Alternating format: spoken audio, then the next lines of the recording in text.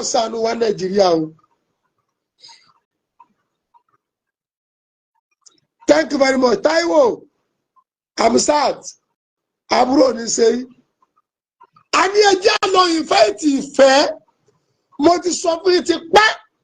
Èyí tí ń fìyà jẹ wá Nàìjíríà. Ìfẹ́ ti sọnù. Àláàánú ara wa. A nígbàgbọ́ síra wa ká gbà pé kan ni wa. Èyí tí ń fìyà jẹ wá nù. Èyí tí ń fìyà jẹ wá nù. Àìláàánú yóò jẹ́ kẹ́ńtọ́ yóò tẹríba. Ẹlòmíì tí ń kọ́mẹ́ǹtì burúkú tẹ́ ẹ bá kán fóònù tí ń bẹ lọ́wọ́ rẹ̀ ẹ lẹ̀ fóònù yẹn mọ́gẹ̀rẹ̀ ni o. Kọ́mẹ́ǹtì ẹlòmíì tẹ́ ń wò lọ́nláìn káàdì tó lóòdù ni wọ́n fi fún dátà o kò tún lè dá dátà ra omi ibi ìyá tí ń jẹ́ tọ́jọ́jọ́ orí ẹ̀ lọ́dẹ. Ètò ọ̀rọ̀ dátà ọ̀rà kọjá 1 gig ọjọ́ mẹ́ẹ̀ẹ́dógún ló sì fi do 1 gig.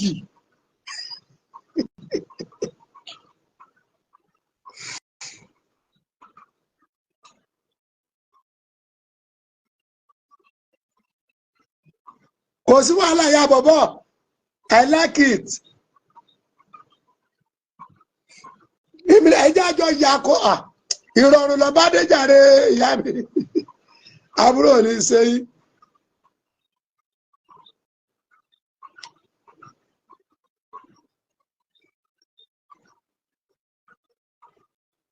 Wa alaikum salam. Kọ́mọ níyọ̀ ẹ̀sìn wo. Ìyá bàbá ẹ̀jẹ̀ àjọ ya fọ́tò. Àmọ́ mi mọ bí ẹ wà, mi mọ bí ẹ ń gbé. Bó láti wá jọ ya fọ́tò. Torí náà ẹjọ́ torí t'Ọlọ́run. Ẹ jẹ́ ká jẹ́ Ìsìlámù onísinmi. Ìdí àwọn òfin Ìsìlámù bil hikma wa mau'izatun hasana. Ìní ẹjẹ́ á lò. Gbogbo orú àwọn tí wọ́n yá tí ń pẹ́ di àrífín tí ó ń sẹ́lá Muhammad sallallahu alaihi wasallam àìfi wèrè wo wèrè mélòó lára wọn àwọn náà mọ̀ yìí pé abiyì ni Ànábì wa Muhammad sallallahu alaihi wasallam wọ́n mọ̀ pálápọ̀lé ni àwọn gẹ́gẹ́ pé sọkúsọ làwọn ń sọ àwọn tí wọ́n bá yẹ pé aláàyè yọ̀wọ́ lórí àwọn gẹ́gẹ́ pé ta ló rọ́nà rí tí ó wà kó rọ́nà kó ya fọ́tò rẹ̀.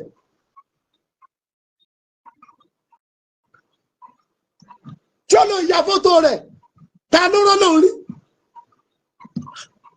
ọba tí ò sí rí ìyá bàbá ọ̀dà kò sí wàhálà yọ ìbàdàn lẹ́lẹ́gbẹ̀ẹ́ wa ẹ̀yẹ tí lélẹ̀ tí ẹ̀ wà kò sí wàhálà ẹ̀yà èmi ní WhatsApp ṣebí nọ́mbà mi bẹ lọ́wọ́ yín ẹ̀yà èmi WhatsApp máa tiẹ̀ wá kí njọ́ kan ẹ̀yà èmi ní WhatsApp ṣe ní nọ́mbà mi lọ́wọ́.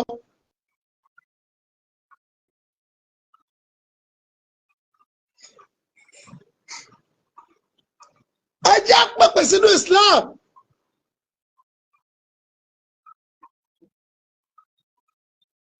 Ká pẹpẹ sínú ẹ̀sìn Islam. Kí lẹ́sẹ̀ tí bẹ́ẹ̀ bíi pé àwọn táwọn náà ń wá sí prógámù wa tí ń wá sí ìjókòó wa wọ́n ń fi ìjókòó wọn pọ́n wálé. Ọkẹ́ ẹ sọ fún mi dé Mr. Kẹ́hìndé Àgbàlá Gabriel Mr. Kẹ́hìndé Àgbàlá Gabriel àjọ kọ́mẹ́sásì ni. Tó bá nínú ìwọ sí ẹrọ pé ní lọ́bẹ̀ dey play. Mọ̀sáàsì tá a fẹ́ sí Àgbàlá Gabriel àjọ sí ni even Àgbàlá Gabriel yóò tún gba àwọn ọdún jọ náà òfófó ni mò ń ṣe yìí àjọ wà bẹ́ẹ̀ ni. Ok ya bọ̀bọ̀ after program ẹ̀ àìmí ní WhatsApp ẹ bá mi sọ̀rọ̀ WhatsApp no problem. Àjọ sí mọ̀sáàsì yìí ni. Àgbàlá Gabriel wà nù aláwọ̀ ọdún jọ náà Mr. Kẹ́hìndé Àgbàlá Gabriel yóò ta Amẹ́ríkà wá Nàìjíríà jọ sí mẹ́sàsì yìí ni. Ṣé báwo yẹn bá ń ṣe nǹkan tó bá rí mi lọ ọ́ parẹ́ ebi ọmọ náà yẹ yẹn sẹ́ ọgbọ́ Ọlọ́run fi mí sálì jẹ́ náà yóò tún fi mí sálì jẹ́ náà nothing concern you. My life is for me, your life is for you. Tí téèyàn bá ń ṣe bá ti yé kò sí problem kankan mo dẹ̀ nígbàgbọ́ nínú ọba tó ní mi pé la ilaha illallah but ẹjọ́ sí ẹ̀sìn sóníkà wíìsì ìjọmọ nìyẹn ni sẹ́ẹ̀sì ni a mọ̀ pàtàkì ìjọmọ nìyẹn ni ẹ̀sìn wa sóní a mọ̀ pàtàkì ìjọmọ lúàbí ni kí lè bẹ́ẹ̀ sọ ìsìláàmù dá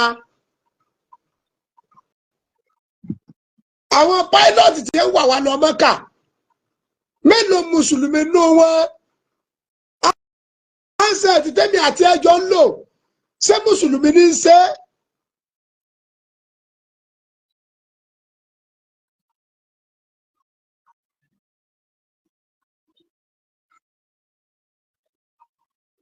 Facebook tí gbogbo oníkálukú wa ti ń rẹ gbẹgbẹ yìí kìrìsìtẹ́nì ló ní ọmọ kékeré ló ní kìrìsìtẹ́nì ló kírètì ẹ̀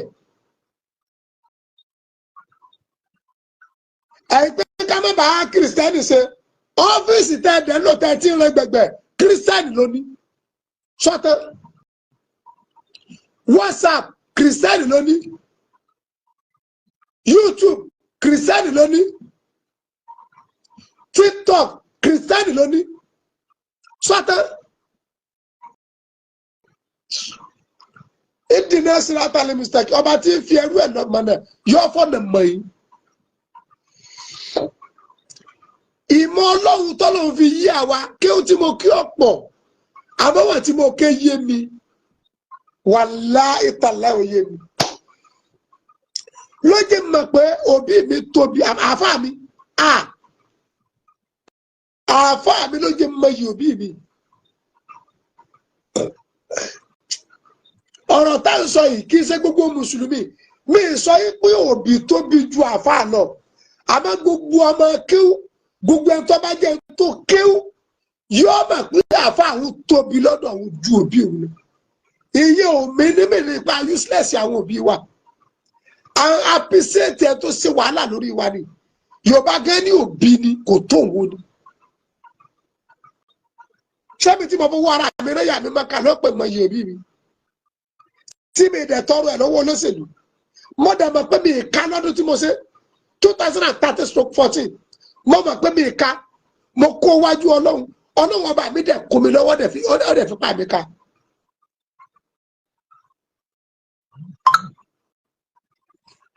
sẹ́mi lọ́wọ́ àjúwò èbì fún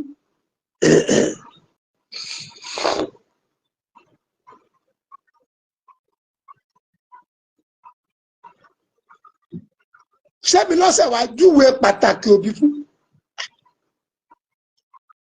èmi tó kẹ́kẹ́ pé mo jáde gan mo ṣe tó yìí bí ìyá mi ọba mọ̀ pé mo ti wọlé mọ́ mi ò ní sùn sẹ́mi mọ̀ pàtàkì ẹ̀ ní òsùn torí mi ìyá tóbi mi gẹ́ mọ̀ pé bí mo ṣe mọ ìyá wọn tó àáfàá mi tóbi lọ́wọ́ mi tó jà wọn lọ torí àáfàá mi ló jẹ́ mọ̀ pàtàkì òbí mi. Ra'aytu àákàlẹ akọmọ alẹmi àmọ́ ọ̀rọ̀ tá ń sọ yìí gbogbo àáfàá kọ́ ló lè gbà bẹ́ẹ̀ o ẹ jẹ́ sọ tọrọ fún yín o àáfàá tó bá jẹ́ kó náà nǹkan máa ń kéwú àáfàá tí dẹ̀ nǹkan máa ń kéwú tá ń sọ kì í sá àáfàá tó gba màlímù o àáfàá tó bá tó gba màlímù ó kéré nù wọn tó lè gbà bẹ́ẹ̀ àmọ́ àáfàá tó bá jẹ́ pé tìkárẹ̀ ní kọ́mọ ní kéwú yóò mọ wàhálà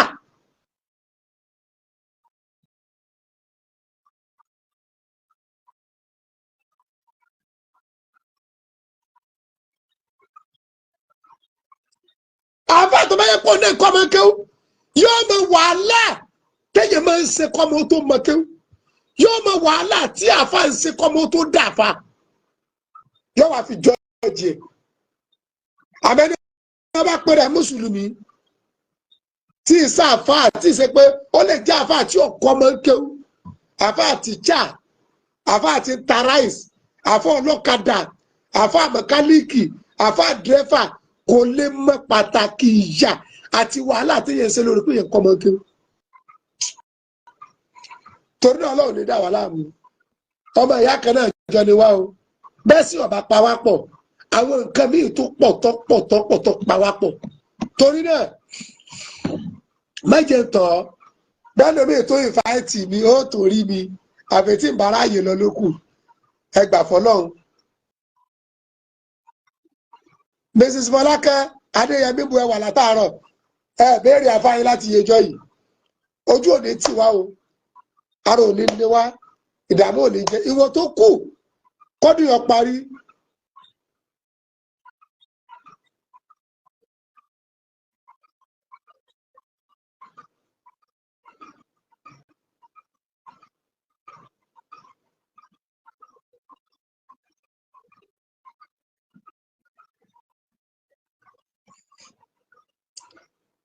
ìwọ tó kù kọ́dún yọ parí pẹ̀lú ògo tọ́lọ́run aburú òní sẹ́ni kankan ló wa àánú ọlọ́run lè wa bá ọkàn wọ́n balẹ̀ àrògò wa lò àádẹ́rẹ́ ayé wa ṣe ọlá máa ń ṣọ́ ọlọ́run láàkú wátà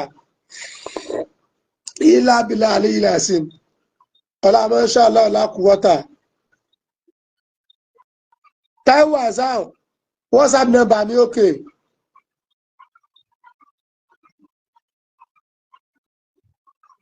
O 08033823347 08033823347 direct number mi náà nìyẹn WhatsApp number mi nìyẹn.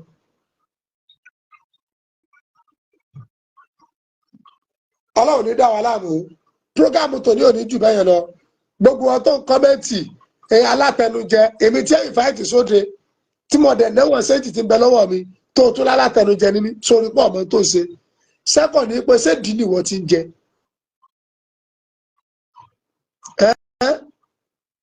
Ọlọ́run ní dá wa láàmú ojú òní tiwa Al-Kùránì ló kó wa jọ kásẹ̀tà ní mọ́sẹ̀ tú wa ká káwa náà mọ́sẹ̀ tí ó dáa káwa náà mọ̀ wù tí ó dáa ká lè gbádùn subhana rabbika rabbil izzati amma yasifun wassalatu wassalam ala alhamdulillahi rabbil alamin.